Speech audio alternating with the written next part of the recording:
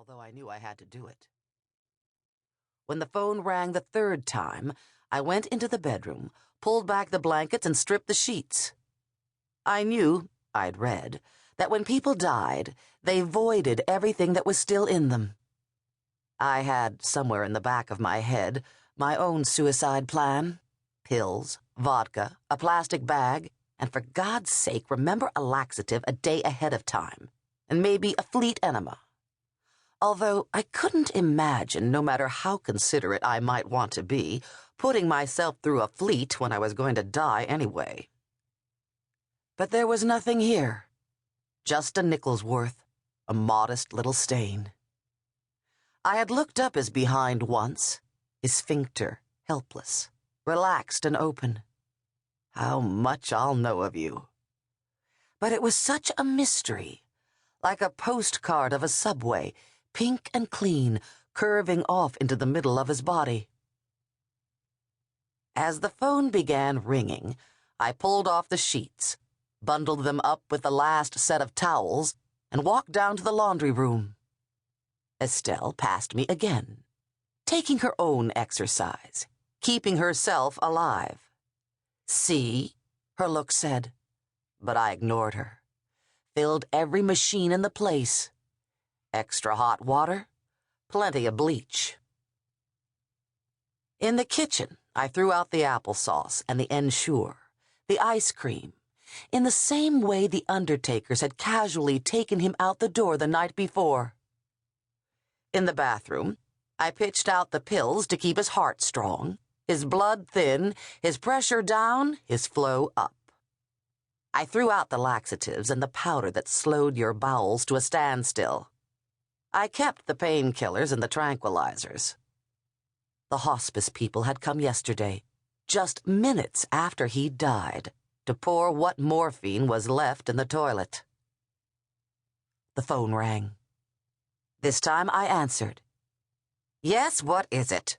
I said resentfully into the receiver, because it wasn't even 7 in the morning and I was a widow now, and any condolences would have to be pretty good. "Turn on the television." For a minute, I couldn't even place his voice. The doctor? A neighbor? That infernal minister the hospice people kept sending out, and I couldn't say no because he was part of the package along with the wheelchairs and the wedges? But no. It was my son. He hadn't even said hello. He sounded more cracked than usual, poor guy. "You'll see history being made, I think." And then he hung up. I poured more coffee, set out some change on the sink to remind me to put the sheets in the dryer when the time came, went into the living room and turned on the set. Buildings on fire. In New York. Then one, incredibly, went down.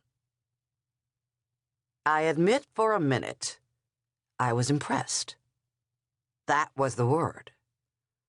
Then I thought, fuck that.